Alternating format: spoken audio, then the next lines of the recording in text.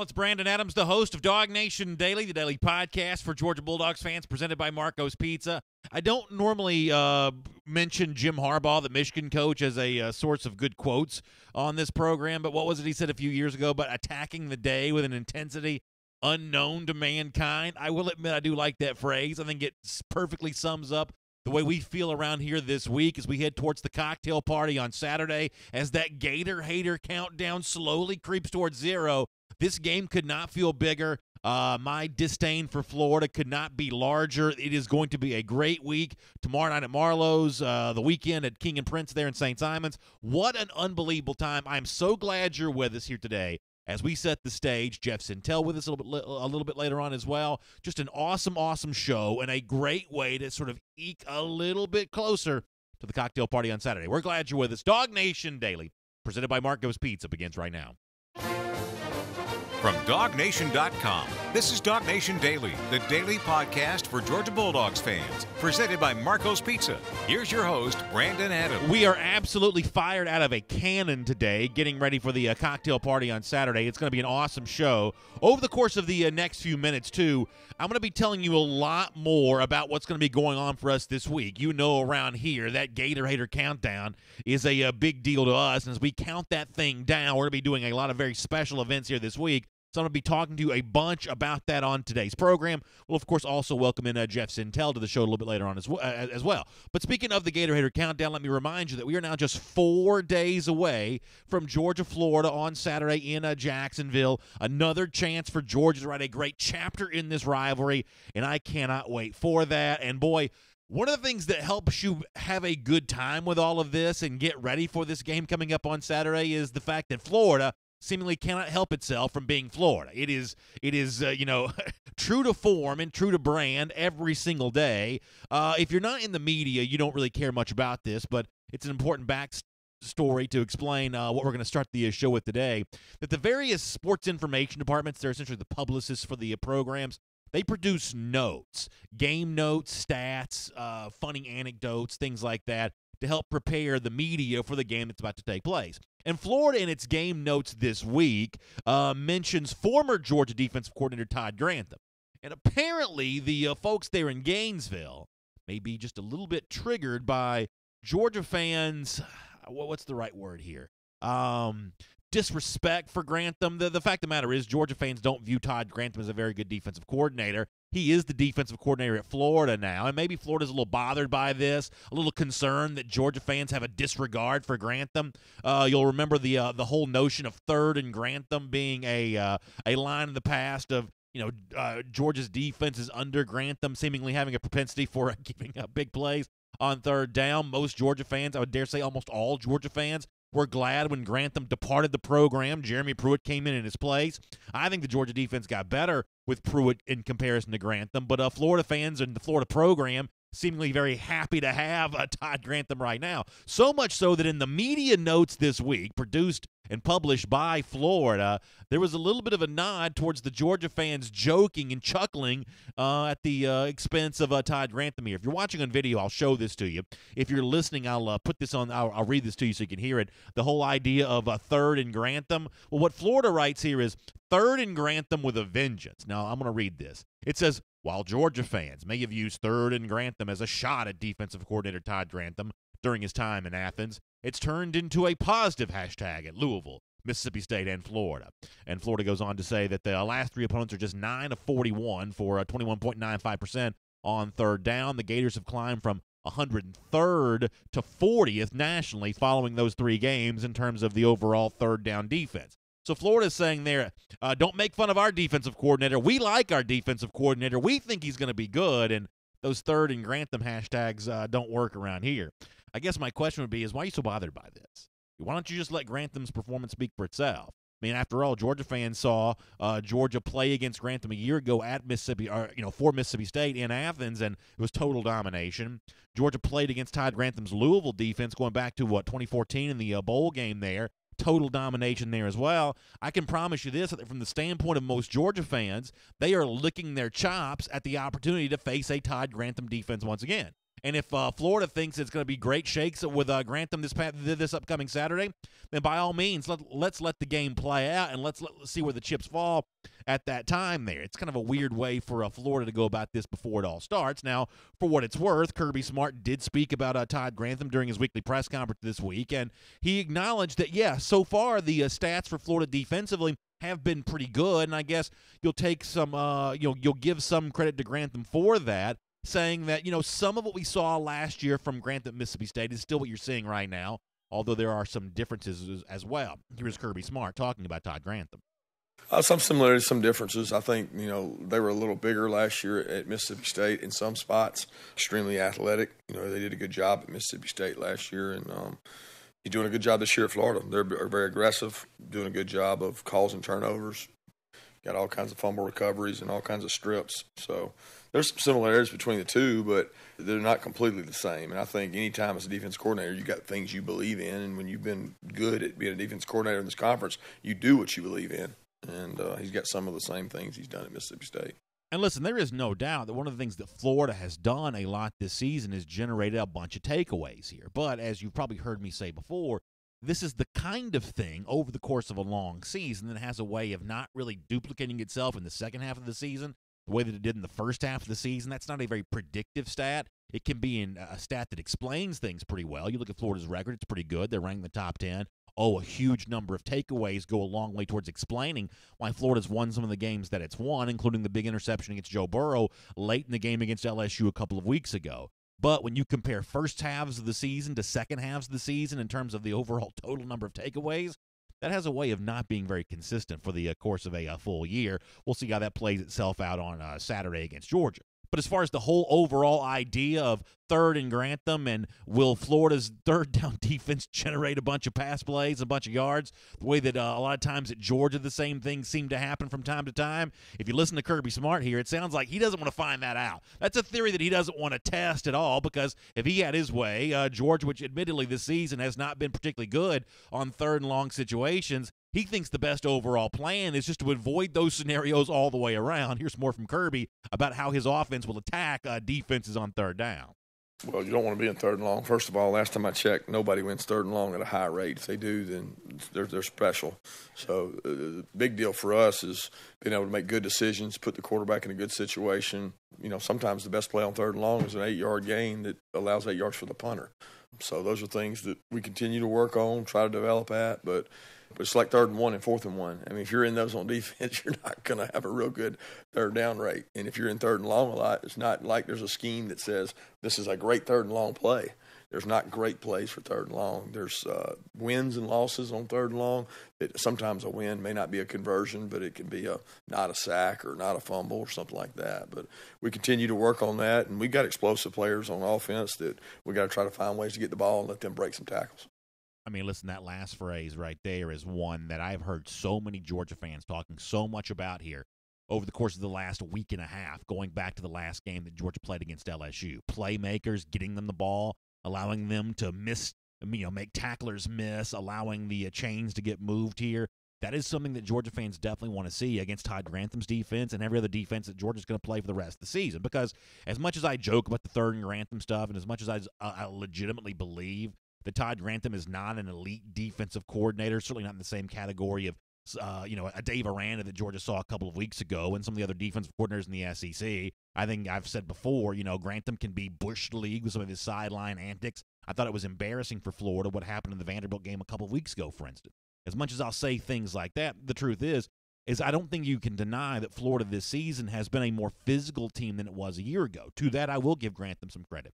To that, Florida has created a level of physicality that I don't believe it had a year ago. When you talk about Georgia in this game on Saturday, even if it avoids the third and longs with it Kirby Smart just described, there is still going to be a battle at the line of scrimmage to get Elijah Holyfield more involved, to find a way to pass protect long enough to get the Terry Godwins and the McCole Hardmans and the Riley Ridleys, maybe Demetrius Robertson, who almost got a catch 2 Saturdays ago. There's going to be a battle to get those guys more involved here. So Grantham will still play a role, even if he's not quite as good a defensive coordinator, I think, as some Florida fans hope and think that he might be. He has created a physical brand of defense there at Florida, and it's going to be Georgia's job to battle that. And Kirby Smart, for the most part, is right. Avoiding third and long, staying in third in manageable situations is going to go a long way towards determining how this game ultimately plays out. But the overall bottom line here is that Georgia fans are pretty confident that Todd Grantham's the kind of defensive coordinator that's yielded yards and points to Georgia before, and they think this Saturday that may happen again.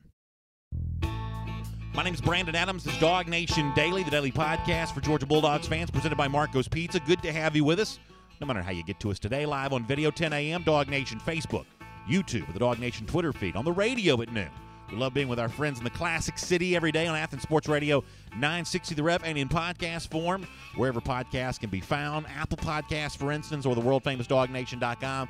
We are really glad you have found our program here today and really appreciate Marco's Pizza for making it all possible. By now, you know the story of Marco's pretty well. Authentic Italian-quality pizza at an unbelievably great low price, an everyday value, not the kind of coupon you have to clip or promo code you have to remember, just a simple everyday price. How about this? 2 medium, 2 topping pizzas for $6.99 each. Go to Marcos.com. You can find the Marcos closest to you, and you can take advantage of this great offer. Later on, it is Jeff Sintel, and as promised, and I mentioned this at the end of the show yesterday, one of the things we're going to do a lot with Jeff today is get into what he had to say about and what Jaden Hazelwood, the 5-star wide receiver, had to say to him.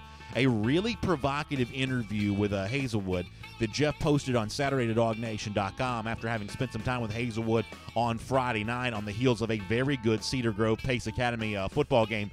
Great stuff from Jeff with Hazelwood. It's very provocative. Not everybody will agree with every single thing Hazelwood had to say, but you can't deny that he was really outspoken. So a lot of our conversation with Jeff is going to center around what he had to say in terms of his interview with Jaden Hazelwood. That's really good stuff coming up in a couple of minutes. Before we get to that, though, let's go around the doghouse here.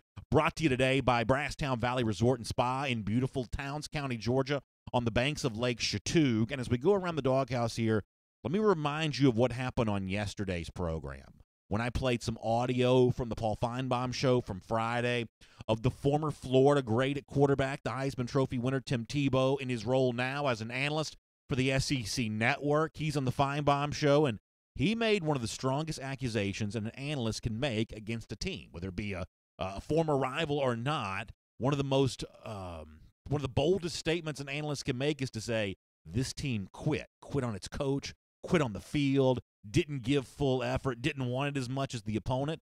But that's kind of what Tebow said when it comes to Georgia's effort against LSU. Take a listen as a reminder of what Tim Tebow said, and then we'll hear Kirby Smart's response to that. Here's Tebow first to set things up.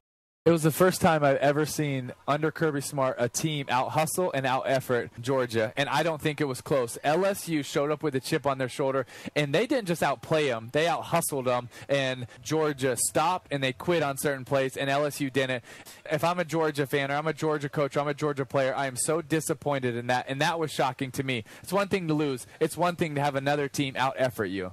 I think it's a very bold, provocative statement by Tim Tebow, I guess, as an analyst. That's the role that he's supposed to fill. That's the job that he's supposed to do. Kirby Smart was asked during his weekly press conference yesterday, were you satisfied with the effort your team showed against LSU? No mention of Tim Tebow bringing that to a question here, but he was asked to discuss the effort. What was the effort, what you wanted it to be? And Kirby Smart did give a response to that notion. Here's what Kirby had to say. I think conditioning is a major part. I don't know that I would call it effort, lack of effort. I think being conditioned, being able to play 60, 70 snaps, in a row, being able to play sustained drives, being able to play back-to-back plays, you can never be good enough at that. You're always trying to improve. It's something that we worked hard on last week is, how many plays can you play in a row and be at your best? I don't think it's a lack of effort. I think it's more of maybe a lack of conditioning and being able to play a number of snaps in a row and playing a lot of players. We played a lot of players this year, and sometimes you can't do that in games. Sometimes when people go fast, go hurry up, they keep the same guys in, and you've got to be able to sustain and play longer as a player, and that's important for our defensive players. Yeah, I don't think there's any denying that what Kirby Smart says there has the ring of being true, that conditioning against an opponent like LSU really matters. The inability sometimes to run in the substitutes that you want to run in because of the fact that the other team decides to go fast. We saw Burrow do that a couple of times 2 Saturdays ago. I mean, you certainly understand that as an issue in the game, and yet I'm also not that surprised to hear Kirby Smart not take the bait on challenging his team's effort. But I would be so bold to suggest that I'm sure that privately the conversation may be very different. Privately, the conversation may center around a little bit of, did you see what this former Florida quarterback said against you about the LSU game? Are you going to allow him to be right about that? Are you going to allow him to make those kinds of statements about you essentially questioning your manhood here?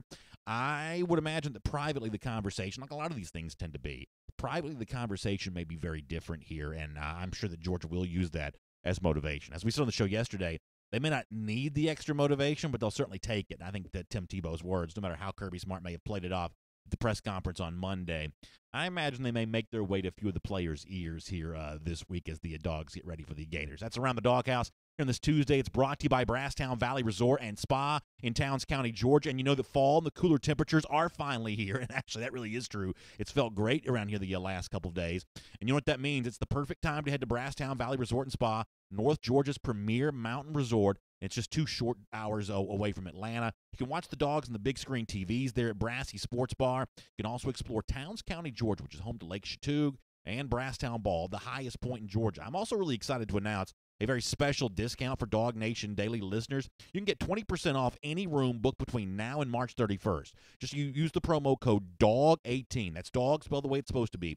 DAWG, DAWG18, to receive the Brasstown Valley DawgNation special. The discount's available until December 31st, and it's based on availability, and blackout rates apply. Also, don't forget this, to make sure you enter our Get Out of the Doghouse giveaway. One lucky winner is going to receive a 4-day, 3-night trip for 2 to Brasstown Valley Resort and Spa, which includes spa treatment, stable rides, 2 rounds of golf with a cart, and more. Just simply go to getoutofthedoghouse.com to enter. That website, once again, getoutofthedoghouse.com to enter. And, of course, once again, dog spelled the way it's supposed to be, D-A-W-G. So great stuff there with Brasstown Valley Resort and Spa. It's great to have you with us here today on DawgNation Daily, and hope you enjoy Jeff Sintel right now.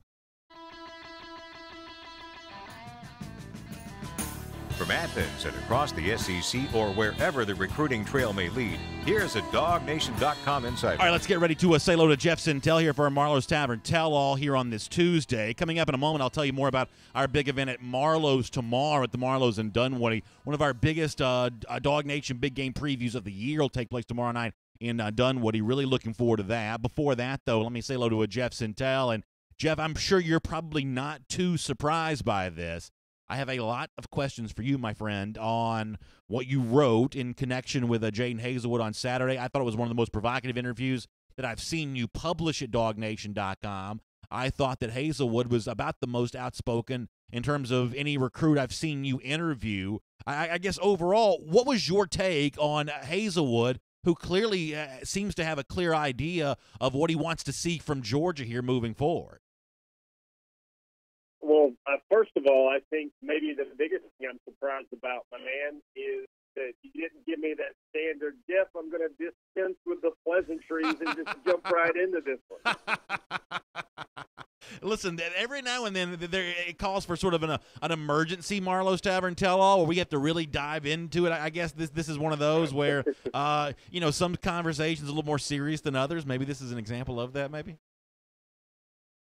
Yeah, and I think, to answer your question without those pleasantries we just exchanged there, I think the thing really, and I think I put it on the DawgNation forum, sometimes there's so many moving pieces with a recruit and his story that subtlety sometimes gets lost, especially even at the length of the stories that some of my stories go. I have to sit there and talk about the big picture. I have to discuss where he's at. I have to discuss how he feels about the Bulldogs. I have to discuss what it means for him going forward in his next moves right now. And I think the young man really doesn't know what he wants to do. I think he had a security blanket of a 19-month in Georgia, but then he looked around. I think one point, I guess, sometimes got a little confused about was when I meant the point where he wants to see the ball in the air. That was his quick to the point answer about what he wants to see from the schools which are recruiting him. And that, to me, sounds like it is more important to him than Georgia taking a loss to LSU, Auburn struggling right now, the way Miami struggles against Virginia. He just wants to see the type of stage or the type of platform which will allow him to do what he does. Yeah, I think I think it's a really interesting point, Jeff, and hopefully we'll keep our cell signal strong here so we can keep this going here. But as a Georgia fan who still wants to see Hazelwood end up as a part of Georgia's 2019 class, in a weird way, I actually came away from this interview feeling a little bit better about Georgia's chances of signing Hazelwood, regardless of what happens with the Georgia offense, for a kind of a simple reason here. When you read his words to you at DawgNation.com on Saturday, what you don't really hear is a very strong case from him about any one other school. There's clearly some stuff that he wishes was different about Georgia, which is his prerogative to feel that way, but there was no real strong case to be made for Miami. Oklahoma, the place that he took an official visit to back in April, I'll continue to believe that for the most part, the kids that travel west of the Mississippi to go play college football end up not being happy once they get there. So I don't really take Oklahoma all that seriously. Auburn is a total disaster as of right now. Gus Malzahn's future's very much up in the air. And, he didn't really mention other schools by name, for the most part there. So in a weird way, I came away feeling a little bit better about Georgia's chances on Hazelwood simply because, while he's to a certain degree seemingly dissatisfied with Georgia, he doesn't seem all that satisfied with anybody else right now. Well, I think a part of that, and I'm not trying to make you feel a little less better about things there, Brandon, but part of that is just the nature of a 5-minute conversation after a game where I think 2 minutes of that were his thoughts on Georgia, because I knew that had to be a plot point of my article about where he's at. He decommitted on October the 3rd, and it was really interesting. I gave him a lot of space. I let his kind of decommitment breathe a little bit, then I came back and talked to him.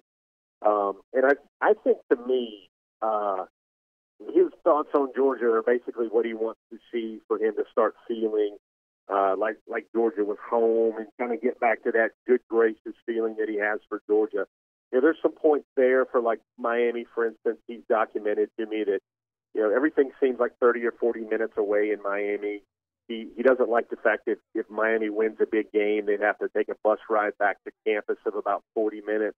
That doesn't feel right to him, although he does like the way they keep touting him as a A.J. Green type talent. They would put him in the same places to succeed that A.J. Green got in Mark Richt's offense at Georgia on his way to NFL superstardom.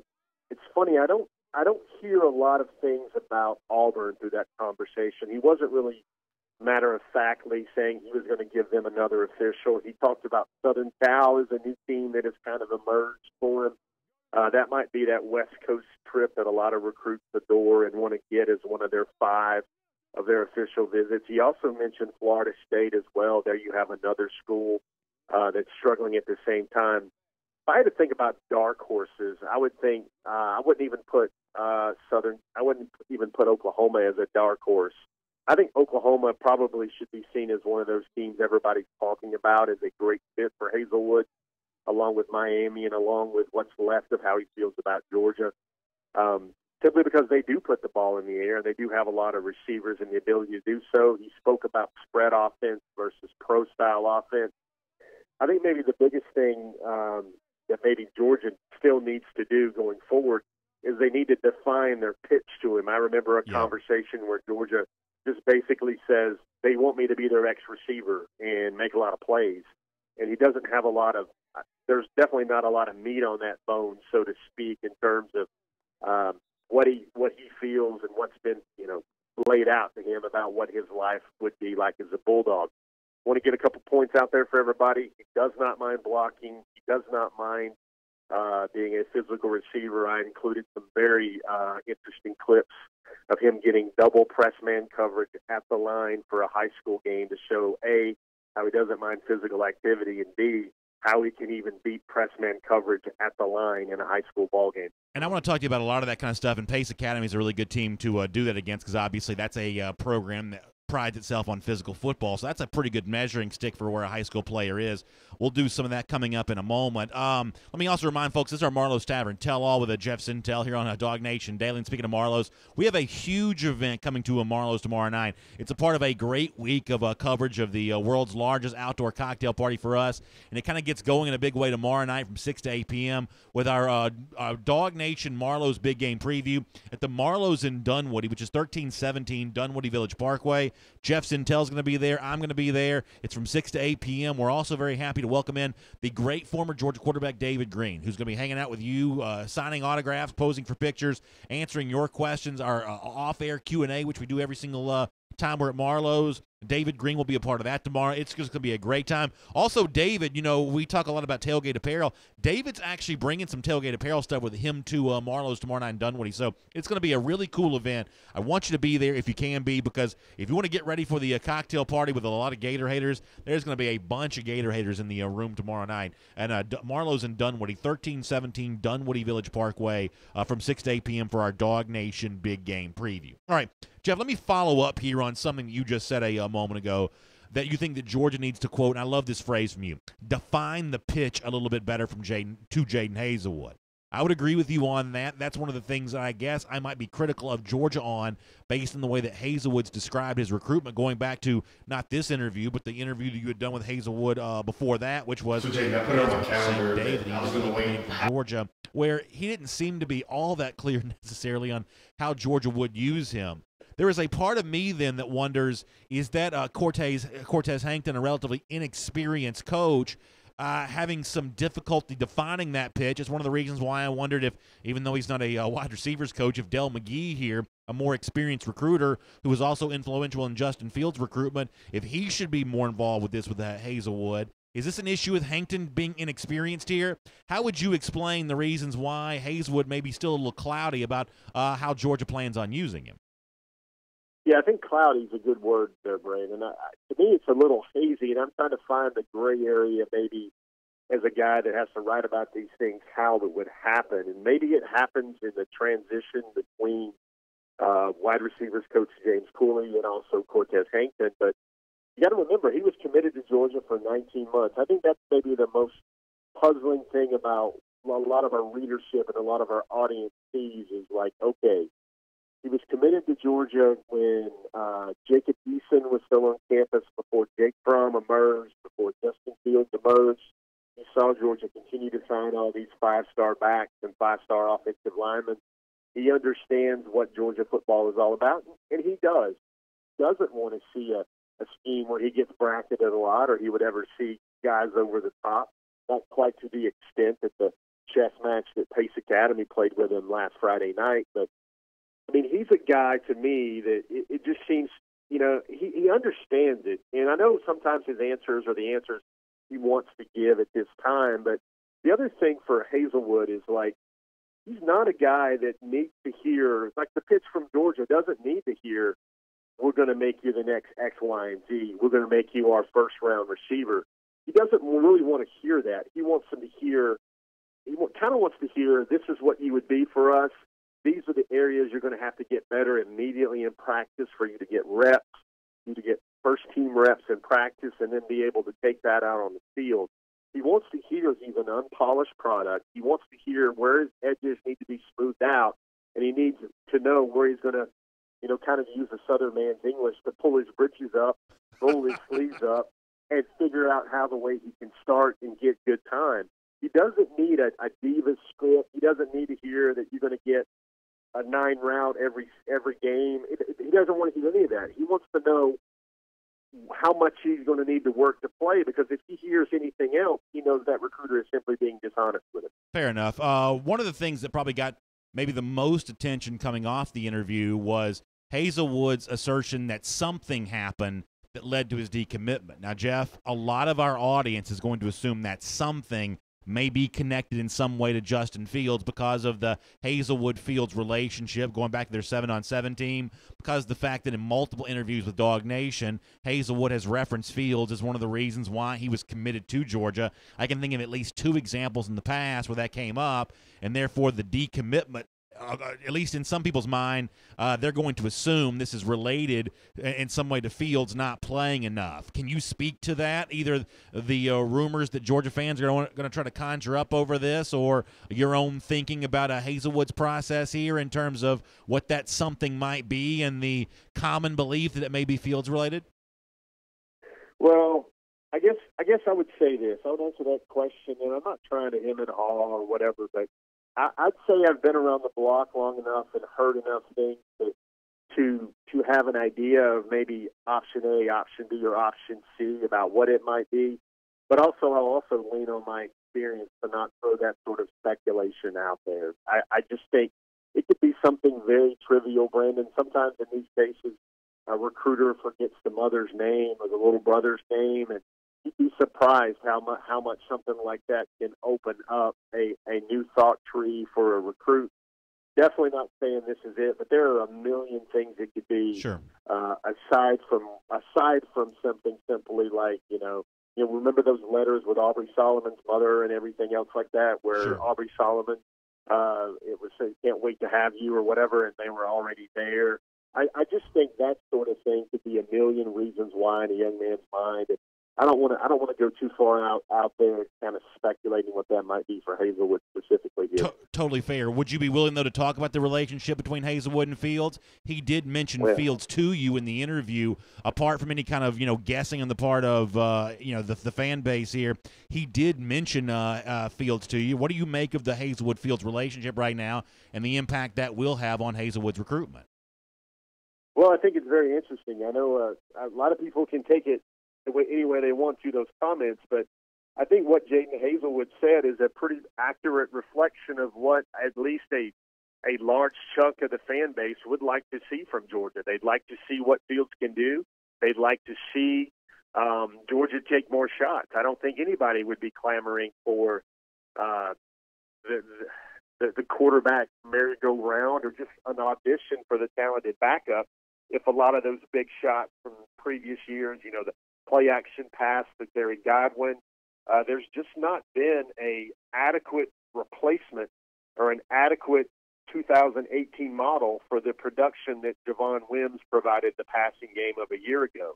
It was those back shoulder throws. It was those throws where Javon Wims was just bigger than the man on him. I mean, it's kind of funny when everybody wants to point to last year's season, though. Javon Wims really hit stride during the back end of Georgia's season.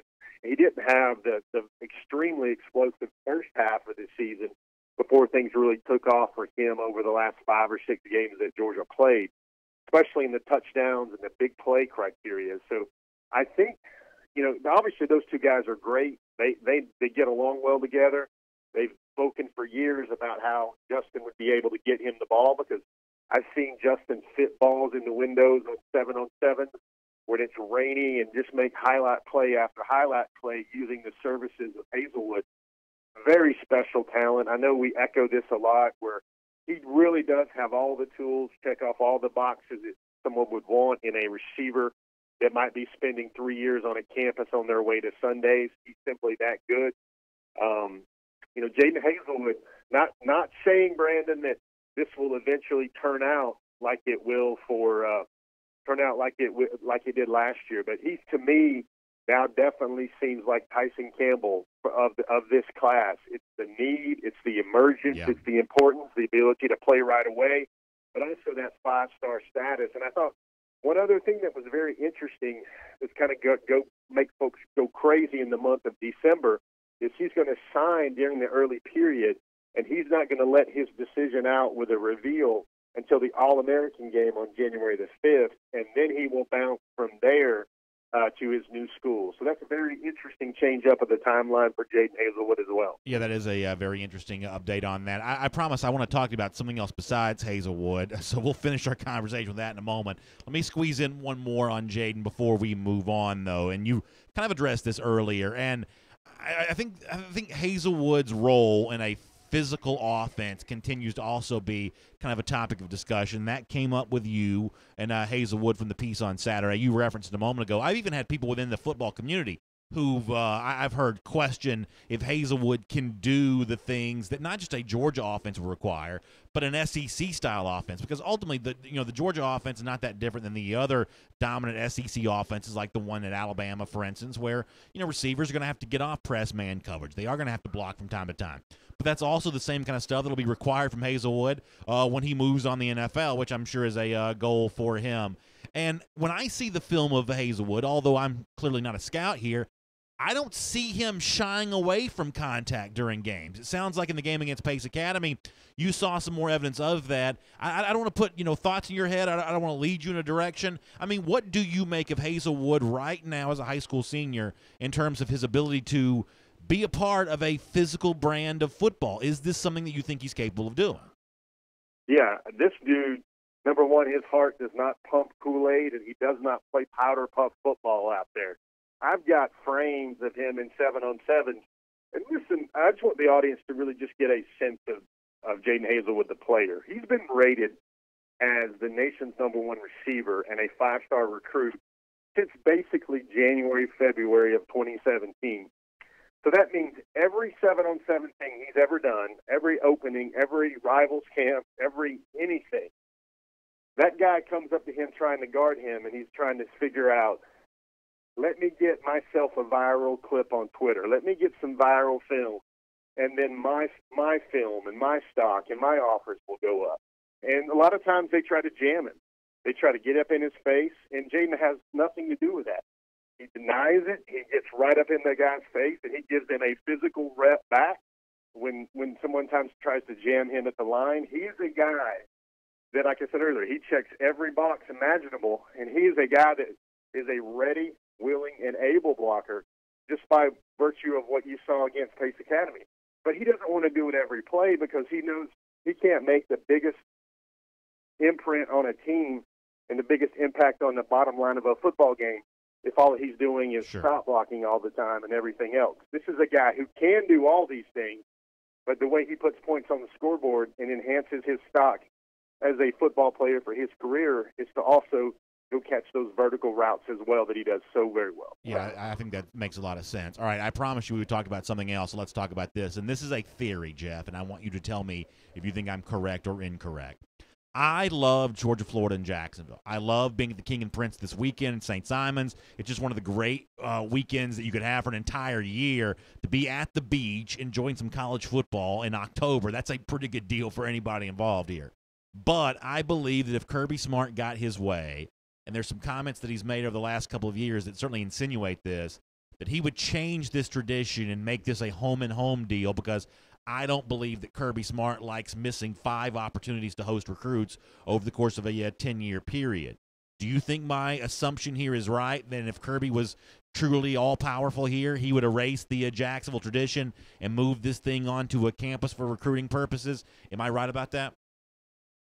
I don't know about that because, I mean, obviously the program would love to do whatever it can to enhance its recruiting, but you got to remember that there's also a very good recruiting territory for Georgia in Jacksonville and also that northern Florida area.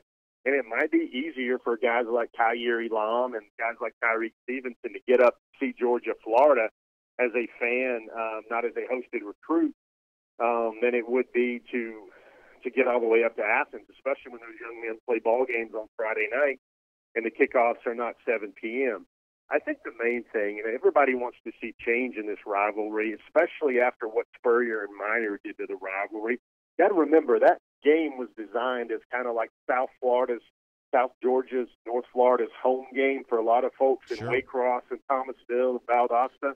And it was a great little early or bonus bowl game for a lot of Bulldog fans in November when, before January and late December always arrived. And it was a good trip to get away from Atlanta when Atlanta was getting really chilly. I just hope, and this is my personal thought here, that any sort of evolution of the Georgia-Florida location would still involve Jacksonville in that, to where at least every Georgia and Florida player on scholarship, even the ones that are 3 and outs, like some of the most talented NFL guys from both sides, get a chance to go Gainesville once, Athens once, and then Jacksonville once. Is it an every 3, one out of every 3, or does Mercedes-Benz Superdome and Atlanta try to get in there as well? I mean, that's a lot of hands and a lot of places and a lot of fan bases to placate. Then I'm sure the Florida faithful will feel, oh my gosh, this is only an hour away from Athens. How is this a neutral site? And that will be what Georgia fans have dealt with over the last 20, 25 years when Florida has held the upper hand in that rivalry. I just think it makes it special about college football in the end. I think traditions matter. I think Oklahoma and Texas still like the way their game is set up as well. I know a lot of folks. And here's a minor prediction: if the series over the next 10 years is 6-4 Georgia, 7-3 Georgia, or even 5-5, I think a lot of the chatter about that might calm down. I think it's an interesting point, Jeff. We appreciate you being here today for our Marlo's Tavern Tell-All. And, Jeff, I'm looking forward to seeing you tomorrow night, starting at 6 p.m. for our Marlo's Big Game Preview right there at the Marlo's in Dunwoody. Not just you and me, but also the former Georgia quarterback David Green. What a great time to get ready for our trip to Jacksonville and St. Simon's here this weekend, and to celebrate with the folks at Marlo's tomorrow night. It is going to be a lot of fun. Jeff, I can't wait to see you there. Hey, man, we're going to have to introduce Greeny to those shrimp and crab nachos, my man. I'll see you there. That is exactly right. Can't wait for that, Jeff. Thanks so much. Let's take a look around the rest of the league. This is SEC Through. Yeah, really good stuff from Jeff. I'm glad to hear his thoughts on the Georgia-Florida rivalry, because the truth is, and I think it's important to explain this, my own personal thoughts separate from what I believe Kirby Smart might want. And I do think that Kirby Smart would prefer this to be a home-and-home deal. I could be guilty of reading too much into what he said in the past, trying to read between the lines too much. But I do believe that you can read between the lines on some of this kind of stuff. I, for one, hope it doesn't change. I thought the way that Jeff said that was pretty appropriate, that it is one of the special traditions in college football. And Georgia's kind of lucky here. As much as I always talk about how, Florida should be Georgia's biggest rival, and I've made my case for why I think that should be true. Not everybody agrees, but I've made the case the best I can for why I think it should be that way.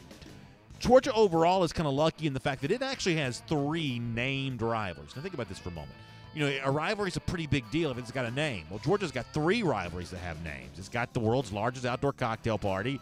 It's got clean old-fashioned hate with Georgia Tech, and it's got the Deep South's oldest rivalry with Florida. I should say with Auburn. So, Georgia's in pretty good shape from a rivalry standpoint that 3 rivalries have enough historical significance to have names. There have been books written about all those rivalries from time to time over that. But there are certain things that are special enough that I think they ought to be protected.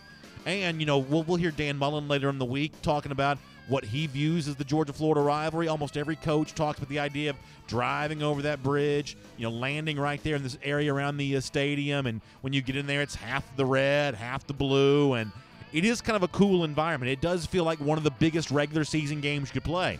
Credit to the city of Jacksonville for making it feel that way.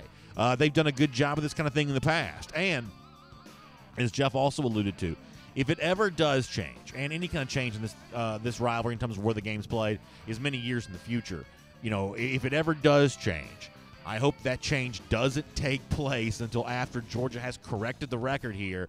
That is, unfortunately, as he said, the Steve Spurrier, the Urban Meyer stuff, that kind of put a blight on the Georgia program in terms of the number of losses that Georgia started to rack up there in Jacksonville. I'll be the first to tell you I want to see that corrected here, and so we'll see Georgia hopefully get a chance to do that. But good stuff from Jeff there on the Georgia-Florida rivalry. Before we move on to more on the dogs in the football field, let me also celebrate some of the great things that Georgia's doing in the classroom as well, and some of the ways in which people like you watching or listening right now have contributed to a great environment around the University of Georgia, because since 1785, UGA has sought to bring in an exceptional but also affordable college education to those seeking higher learning. Of course, UGA has ranked in the top 20 as the best value university every year that Kiplinger's Personal Finance magazine has published the list since 1998. This year, UGA is ranked number 12 amongst all public universities in the country. But even with the Hope Scholarship and the Zell Miller Scholarship, some students still struggle to cover the full cost of attendance. That's why UGA donors have established thousands of scholarships that are paving the way for students to succeed. Now, some of these offerings, like the Georgia Commitment Scholarship Program, have created opportunities for students who otherwise wouldn't have the chance. We know what it means to be a Bulldog, and we don't want anything to hold back our students from those goals. UGA donors are proud to support future Bulldogs from around the state and the country. Now, for more information on how you can be involved to help contribute to this great cause, I want you to check out this website. It's give.uga.edu. That's give.uga.edu. You can pave the way for the next generation of future Bulldogs. All right, a couple stories here for our SEC through. I'm assuming this is real. I don't believe this is a joke.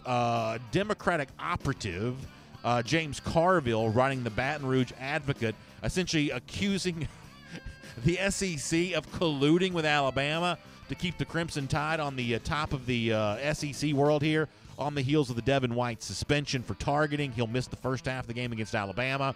I agree with Carville that the call against Devin White is a bad call. I don't believe this is an example of colluding with Alabama. Carville goes on the Vine Pop show yesterday and said that he would trust the Saudi government before he would trust the SEC office. I don't know if this is like some sort of joke or what, but that's the road that he went down there. I think it's a terrible call. I think there's some people at the highest ranking world of football, both in the NFL and college, that are so afraid of trial lawyers they've essentially watered down the sport. That's what's really going on here. I don't believe there's any kind of collusion with Alabama, but it is a very funny, I don't know if this is like a parody or what, but it's certainly a self-parody, if nothing else, from James Carville talking about collusion there on that. Jalen Hurts also injures his ankle in the Tennessee game. He goes through a minor surgical procedure. I don't quite know how serious it ended up being for him, but I am a believer that as much as Tua Tagovailoa has dominated this season, there is some sneaking suspicion for me that before it's all said and done, Alabama's attempt at a national championship is going to involve Jalen Hurts somehow. I don't know if it's on the play as an extra player or replacing Tua because of a brief injury at quarterback. Something tells me that we have not heard the last of Jalen Hurts in a big moment this season from Alabama. And so him being healthy, him being able to handle that, I think becomes an important part of whatever goes on there. I think we'll be talking about Hurts in a big way before the season's done, assuming an injury doesn't end his season. That's one of the reasons why paying attention to his health for Alabama is important, much like Tua Tagovailoa, who's also dealing with a knee injury here as well. And one thing we did not mention yesterday, but we need to mention now, Auburn, I don't want to say saved its season because it's still not having a very good season, but it certainly kept its season from coming to a complete, screeching halt disaster by beating Ole Miss on Saturday. And, you hear me say this a lot, that teams don't give up their seasons, before the month of October is done without a fight. And Auburn did show some fight against Ole Miss on Saturday, and maybe Gus Malzahn survives now, at least for a few more weeks, but the true earnest hot seat talk here. I still think that where this team goes the rest of the way is going to be interesting. And I guess in a roundabout way, I still think after the Kentucky game, when Auburn comes to Athens, I think that is still a tough game for Georgia. Now, that's a game that I would assume Georgia's a pretty big favorite in. I would pick Georgia to win. But let's not be so quick to assume that Auburn's going to be a total disaster by the time it gets to Athens on November 10th, maybe showing a little life against Ole Miss, an example to prove that. We'll make that your SEC through. And here on DawgNation Daily, presented by Marco's Pizza, we've been talking a lot about what's going to happen for us this weekend as we head towards the cocktail party. And for us, before we get to Jacksonville, like so many of you, that's going to involve a stopover for us in beautiful St. Simon's Island. I cannot wait to be at the King and Prince Resort on Friday. We're going to do DawgNation Daily from the King and Prince Resort on Friday morning, and then Friday afternoon at 4 p.m. for our special Gator Hater preview on day one of our Gator Hater Countdown. This Friday, 4 p.m., Jeff Sintel going to be there at the King and Prince Resort in St. Simon's Island, Georgia. We're going to be having a great, great time there, celebrating the cocktail party in style with so many of you. And the great news is, if you're still looking for a place to spend the cocktail party, if you're looking for some cool Georgia fans to hang out with and have a good time, there's actually still a little bit of availability left for you at the King and Prince Resort, and there's a special deal right now for DawgNation Daily listeners and viewers. Let me tell you, though, how to do this. You got to call. You can only get this special savings by calling. So let me give you the number to dial. It's 800-342-0212. If you're watching, you can see it on the screen there. Call the King and Prince at 800-342-0212. And then when you get the operator on the phone, you have to ask for the special dog deal pricing. So ask for the dog deal pricing at King and Prince Resort, and you can hang out with us there this weekend in St. Simon's. DawgNation Daily that morning at 10 a.m., that afternoon at 4 p.m. on Friday for our Gator Hater preview with myself and Jeff Sintel and a whole bunch of dog fans getting ready for the Florida game on Saturday. That is going to be a lot of fun. So we'll see you at the King and Prince Resort in St. Simon's Island coming up this weekend for the cocktail party. That's going to be awesome. All right, back to the story at hand for Georgia, which is Florida on Saturday. And for a lot of Georgia fans, the curiosity continues to mount about how much of the quarterbacks we're going to see. How much of this game will belong to Jake Fromm? How much of this game will belong to Georgia's backup, Justin Fields? Obviously, you know the backstory here. There are some Georgia fans calling to see more of Fields on the heels of a mostly ineffective offensive performance for Georgia against LSU. Kirby Smart, as you might imagine, was not very forthcoming when he spoke to the reporters yesterday about what we'll see from Fields. He is keeping his cards very close to the vest here. I think it's the same message we've had all along. We want to play the guy that gives us the best opportunity to be successful, and that comes from a lot of reps in practice, a lot of work in practice. They both got a tremendous amount of work last week, and we'll continue to make that decision based on what gives us the best opportunity to be successful. So, listen, I don't know that Kirby Smart owes us more than that. I mean, obviously, there's a curiosity here to hear more about Fromm and Fields, and, I mean, I'd give anything to be a fly on the wall both this week in practice, last week in practice, to see the competition between these two quarterbacks, because I do believe that Georgia's quarterback position is no different than any other. Even if Kirby Smart occasionally talks about the position slightly different than he talks about the other positions, I still believe that this, like all positions, is a position where playing time is dictated by a competition. I would imagine that Justin Fields may have buckled that chin strap a little tighter over the last few days, this week as well, to go out there and show that he's ready for more of the offense, not just being on the field more, but also with the football in his hand, able to throw more. That's what a lot of Georgia fans have called for, and I understand why that call has been made. My opinion on this is not going to be changed. I still think that Georgia's a program that benefits from having both Fromm and Fields, and I wouldn't mind seeing a role for both these guys in the game against the Gators on Saturday. So we'll see how that plays out. I mean, obviously, what a lot of you have said to me is, you know, when you see Trevor Lawrence, the freshman quarterback, what he's doing for Clemson, it makes you yearn more to see more from Justin Fields, and I can understand where that's coming from here. That Lawrence is handling the load for a playoff contender there for the Tigers.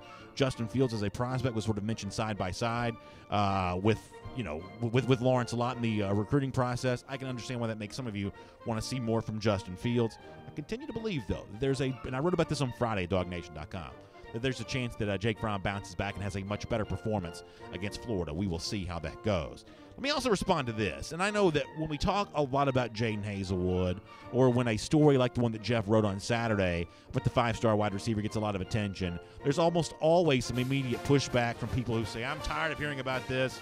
I'm done with him. Read what Terrence Edwards, the great former receiver, said about Hazelwood at DawgNation.com. That's the reason why you still want Hazelwood. We'll see you tomorrow here on DawgNation Daily. And on video. We got some time here for some comments. I don't want to pat myself on the back too much because it's only going to highlight our previous deficiencies. But how about the fact that we started almost exactly on time today? And even with a long interview with Jeff, we're still looking pretty good here for some comments. It's almost one of those things I don't want y'all to get too used to that because you're going to get even madder at us when we're running late in the future here. But I'm actually fairly proud of that. All right, so let's dive in and get some comments here. Hopefully everybody's in a good mood, having a good time here. I hope I pronounced his name correctly. Zafang Yangren, and Zafang, if I mispronounced that, I apologize. He says that Johnson, my alma mater, is taking on Clark Central on Thursday in Athens. Am I going? Is Johnson really playing Clark Central? There's no way that's going to end well for my alma mater. There is no way. I mean, I can't imagine, right? That doesn't sound like a very good matchup for the from the Knights from South Hall County. But I'm glad you told me about that. Best of luck to them against Clark Central on Thursday. I'm imagining though that's probably going to be an easy win for the boys from Athens.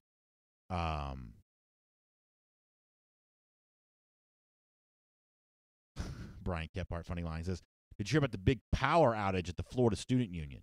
He says 40 Gators were stuck on the escalator for 3 hours. That's pretty funny, Brian. I like that. Gerald Young says, it's sad on a UGA show. I've seen more trashing of our own players than the rival Gators. Yeah, Gerald, I didn't see that. I'm obviously in the middle of the show here. But that is one thing that I have no tolerance for whatsoever. You know, y'all got to realize something. And you see this from time to time in the comment section. Not only do we have a lot of parents of players and family members of players who watch and interact with the show every single day, a lot of the players themselves are watching and interacting with the show from time to time. And, one of the things I'm a big believer in is, these are guys from, in many cases, Georgia hometowns who are not being paid $1 to play at Georgia. They're here on scholarship. They didn't ask to come to Georgia. Georgia asked them to come to UGA.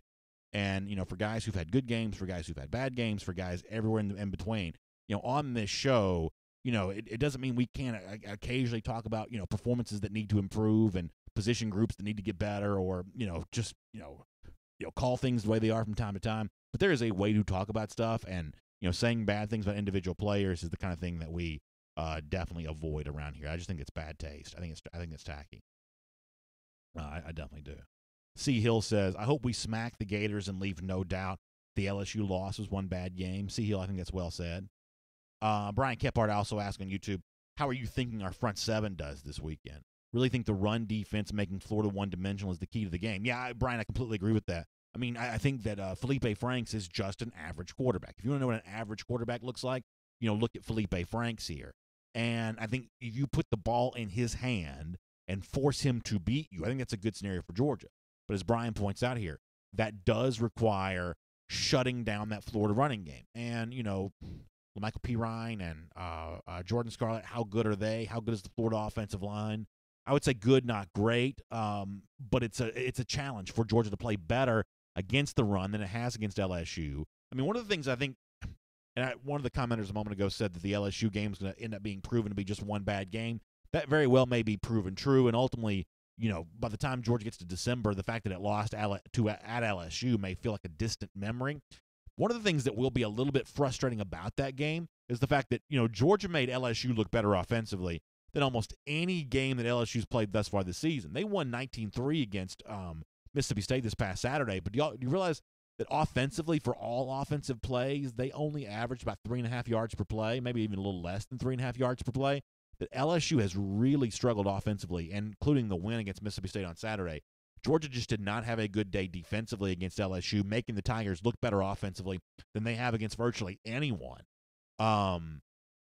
So it's a challenge for the front seven to be ready to do better against Florida, better than it did against Missouri, even Vanderbilt, even where there were some rushing yards given up. That's a big deal on Saturday. But if Georgia can find, whether it be extra personnel, maybe more of Jordan Davis, for instance, maybe more of some of those freshman linebackers, a little extra personnel. I don't know if it's just bowing your back and being more physical, whatever that requires. If Georgia can find a way to do that, it's a much easier recipe for victory. Pine Saw Lemon Scent says, BA, do you think that Holyfield and Swift will run us to victory this weekend? I certainly hope so. I mean, in the case of DeAndre Swift, after dealing with the ankle injury, Kirby Smart said yesterday that he should be fine. Kirby Smart's also said some sort of strange things about Swift's status before this year. But I hope that Hazelwood is 100% healthy, because I thought that he, and against Vanderbilt and against LSU, really showed some flashes of being the DeAndre Swift that we saw glimpses of during his freshman season. Boy, I hope that's the guy that comes to Jacksonville on Saturday. I hope he is healthy enough to provide that. In the case of Holyfield, I just hope they give him the football. I think the one thing that, there's a lot of division amongst DawgNation from time to time on some various things. Here's the one subject that almost everyone agrees on. Elijah Holyfield didn't get enough carries against LSU. That's the one topic that you're going to get almost unanimous agreement on. And so I hope on Saturday they lean on him. Let me pop over to a Facebook here for a moment before I get accused of showing too much love to a YouTube.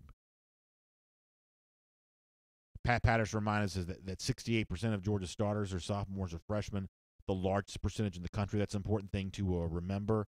This is still a young Georgia team, but, I find myself wanting to lean on that excuse or that explanation for Georgia a little less than some people do, because, Georgia's a program that's trying to recruit, for the most part, 3-year players.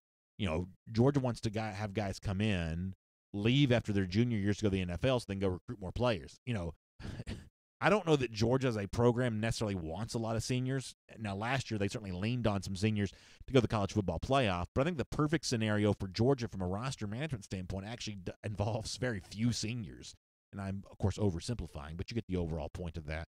So, for a very good player, when you discount their freshman year, you're actually disregarding about 33% of the time they're going to be on the Georgia roster here.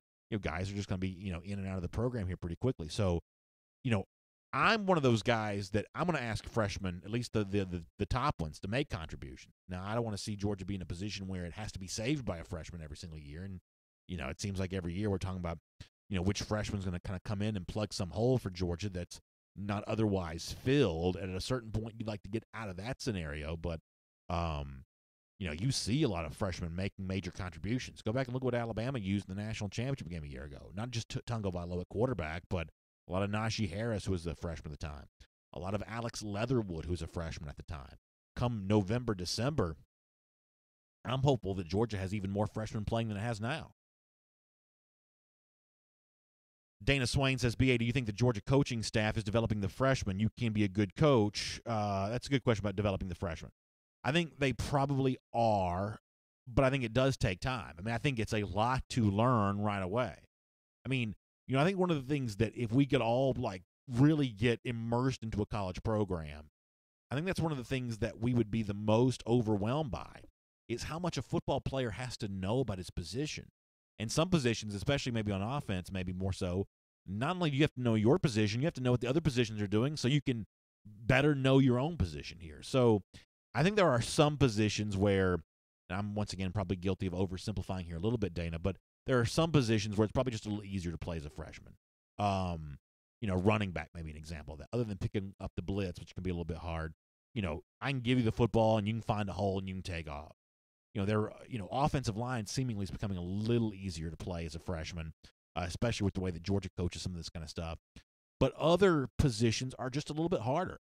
You just got to, on defense, a lot of these guys have to be, paying attention to what's happening in front of them, but also minding what's going on behind them as well, not letting a would-be receiver or the football get over their head here.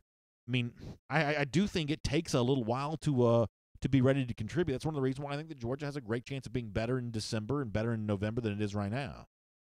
Bob Fakay says, I hope the Dogs get it figured out about Florida slant routes and the three-man bubble screens out wide. They run those plays a ton. Keep an eye for fake punts when they need better field position. That's a good idea from Bob. We gave you some of those stats of the day from CFB Film Room, that if you look at Felipe Frank's completion percentage, overall is not great. The overwhelming majority of the passes that Franks has completed are throws behind the line of scrimmage, throws within 10 yards of the line of scrimmage. He hasn't been great on deep throws, hasn't been great on intermediate route. Now, Kirby Smart said that he thinks this is the best crop of wide receivers that Georgia's played all season long. I think that Van Jefferson's very good. I think Tyree Cleveland's very good. I guess there's some debate of is that group better than the group for LSU, but I understand where Kirby's coming from on this. He's got respect for the receivers, but overall, I kind of agree with Bob here is that, especially with Franks being a somewhat limited quarterback, Dan Mullen going to utilize, some throws on the run, those short throws where receivers try to make tacklers miss. That ought to be an advantage for the Georgia secondary, which has been a very good tackling secondary all year this year. You're not going to do a lot of that, smoke route stuff where you're going to, make one juke move and the Georgia defender is going to fall to the ground. You shouldn't do that a lot against Georgia, just given the fact that the Georgia secondary, even the freshman Campbell, have been pretty good tacklers thus far this season. Mark Isley on the subject of LSU whipping Georgia. Yeah, it certainly happened, but hopefully Georgia puts that behind it here going towards this Saturday. Jonathan Hitchcock says, sustain offensive position and score touchdowns in the red zone is a recipe for victory. Yeah, doing a good job in the red zone. One of those areas in which Javon Wims became really valuable for Georgia in the second half of this past season. Finding a recipe for a red zone success this year, and that's in this same stretch run. Not just against Florida on Saturday, which is a top 10 matchup, but ranked Kentucky the week after that. The big rivalry showdown with Auburn 2 weeks later. This is a big stretch that Georgia's in right now. 3 big games, 3 weeks in a row. And how you do in the red zone is going to go a long way towards determining that. I agree with the commenter on that. Tin Man says, still waiting for a complete performance. I think Tin's right about that. That Georgia and Kirby Smart's been very clear about that. Georgia really hasn't had that complete performance yet. I would suggest that Florida's a pretty good team to do that against. Mike Bennett on the subject of freshmen playing says you have to be smart and able to think fast to play football these days. And I think one of the things the Georgia coaching staff does a pretty good job of is giving these guys a chance to go out there and be instinctive. Remember, I'll give you a quick example here. You don't hear Kirby Smart complaining about penalties an awful lot. In fact, some of the times in which y'all have complained about Georgia getting penalties, when Kirby Smart has spoken about the same issue, he hasn't really done that. He has said before that if a penalty comes because a player was being aggressive, that doesn't seem like the kind of thing that Kirby dings the player for too much. And the reason why I bring that up is to go back to what the commenter just said about, you have to be able to think and make instinctive decisions in a football field. I think that Kirby and Mel Tucker and these guys, especially on defense, are trying to create a scenario in which the players feel free to be instinctive.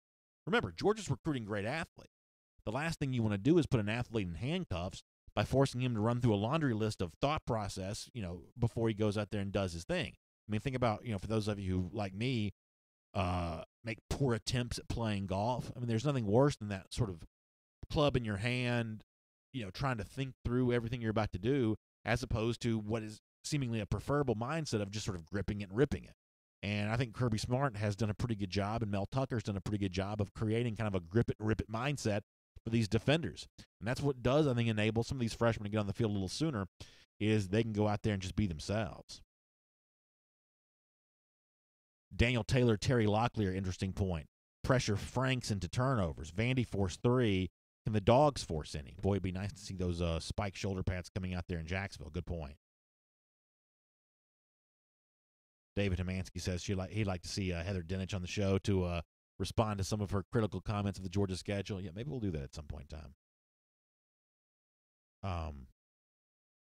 Let me get a few more comments from up here at the top of the Facebook. JY says, this has to be the week to fully open our playbook and let loose those weapons we have. It's just got to happen. Yeah, Jay, I'd love nothing more than this 2 weeks period of time to be spent thinking of an additional offensive wrinkle, whether it be getting Robertson more involved, which I know many of you would like to see, or finding a way to utilize Riley Ridley a little more. I know off the air here around DawgNation, it's Ridley whose name has kind of come up a good bit with us, whether it be with Connor Riley or Jeff Sintel, when we're kind of talking in the hallways here, of maybe being more creative with how Ridley is used here, that Ridley might end up being the receiver who is a really interesting weapon for Georgia before the season's done here.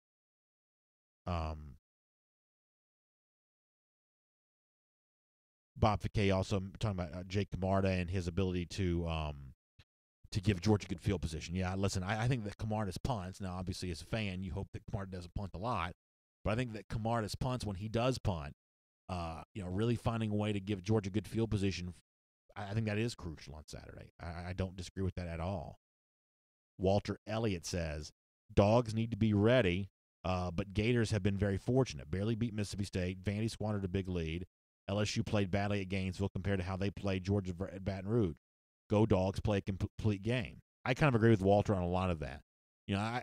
This is still a game in which I have a good bit of confidence in Georgia. And a lot of that confidence is not necessarily based on my feelings about Georgia, but partially based on my feelings about Florida. Now, I do realize I'm going to get grief not just from Florida fans, but some of y'all, if I end up being wrong about this, because you're going to tell me that I gave you a false sense of security. I don't say these things lightly, but I do think that Walter's partially right with what he said here. I don't know that the Florida wins this season have proven exactly what Gators fans think they have. I mean, you'd be shocked how many Florida fans I've heard from who act like the fact they beat LSU in their own stadium is somehow proof that Florida's a legitimate playoff contender. I would encourage them to slow down on that just a little bit here. Miriam Martin Corbin says, if we mess up this week, it's going to break my heart. I so believe we will win. Florida isn't that great. I agree with Miriam on the last part of that for sure about Florida not being that great. I also say that it would be, listen, that's part of the deal where we get into, Miriam, isn't it?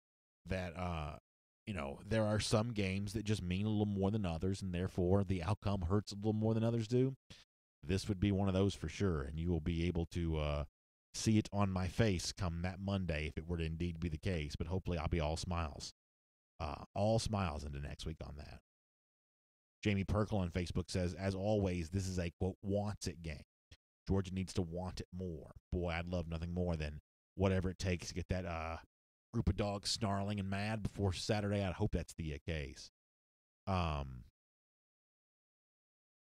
me get some YouTube comments here. Kid feeling good about the game says that UJ is going to come out firing on all cylinders. Kid, hope you're right about that. Devin Glenn says, I got to throw more to the big receivers, especially in the red zone. Hope that's the case. And, I hope that, and I wrote about this on Friday, I hope that, Fromm or Fields, when he's in the game, one of these two quarterbacks, I hope they do find that really dependable, trustworthy receiver. Now, I like the idea of spreading the ball around. That's one of the things that Tua Tagovailoa does well at Alabama.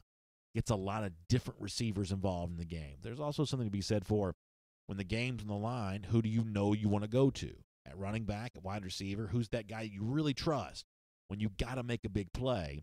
I think that Georgia is still trying to figure that out. Hopefully come Saturday, they'll start to get that answer.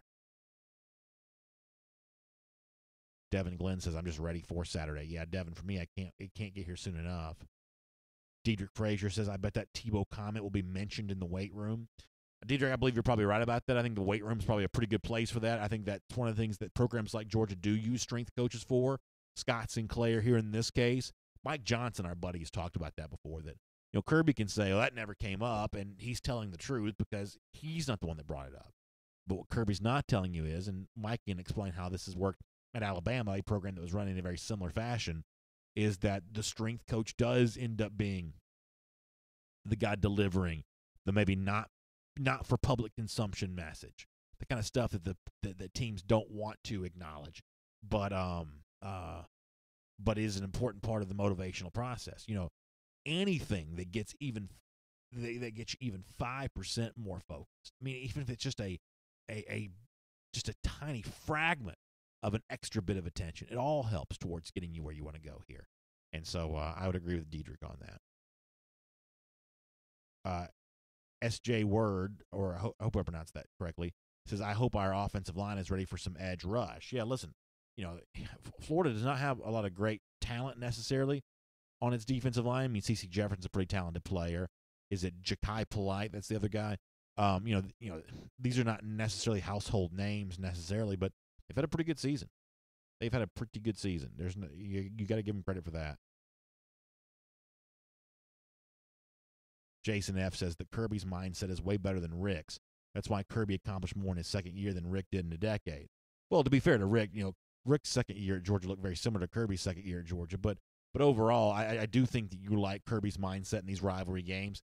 Even if, and yesterday was another example of this, even if Kirby doesn't really talk about the rivalries the way that I wish he would, I mean, I do think it'd be fun for the fans if, sometimes the coaches played into the rivalries a little bit more. I think overall, Kirby privately probably has a pretty good rivalry mindset here, both in terms of the competitive edge you have to have without that edge veering into the direction of a distraction and maybe too on edge. That's another thing that Mike Johnson's talked about keeping emotions in check. Kirby's probably pretty good at finding that median of I'm hyped up enough without veering into distracted territory. I do believe he's probably a pretty good mindset for this. Kristen Phillips says that about issues when it comes to Georgia, we can be concerned all day long, but we can't do anything about it except get behind our guys. She says the LSU loss sucked, but it's time to put it behind us and finish the season undefeated. Kristen, I think that's well said, and that's a great way to finish our conversation here today, that this is a time to turn that page. I think that Georgia has done that. I mean, if you listen to Kirby yesterday and the players that spoke to the reporters, they are completely focused on Florida. And the season, the goals, all the objectives are still very much in front of this team. My guess is you're going to see a laser-focused bunch of dogs on Saturday and a whole bunch of Georgia fans who, much like us at the King and Prince Resort on Friday, are going to be enjoying a great party. Georgia's not coming for a party. Georgia may party on Saturday night, but the team, the coaches, they're coming for a fight. They're going to have, their proverbial sleeves rolled up and their fists out. They're going to be ready to do it. And to Florida's credit, this is a team that's also, it feels like it's ready for a fight here as well. This is not quite the pushover it was with Jim McElwain a year ago, but this is still a game in which Georgia ought to have plenty of confidence. I think Kristen's got a great comment there and a great way for us to finish things out. Don't forget, we'll do our Gator Hitter Countdown live special on video here a little bit later on, courtesy of our friends at the UGA Vault and the King and Prince Resort. As we continue to get ready for the game on Saturday, we'll do some fun stuff with you on video about that. Hope we can see you tomorrow night at Marlo's in Dunwoody for our DawgNation Big Game Preview. And if you're going to be anywhere near the Georgia coast on Friday, we'd love to see you at the King and Prince Resort there in at St. Simons too. What a great week, y'all. I mean, we are so lucky to be a part of a fan base that gets a chance to enjoy weeks like this. You wouldn't want it any other way, and I cannot wait to enjoy it all with you, including back here tomorrow morning live at 10 a.m. for another episode of DawgNation Daily Live, presented by Marco's Pizza. Y'all have a great day, everybody.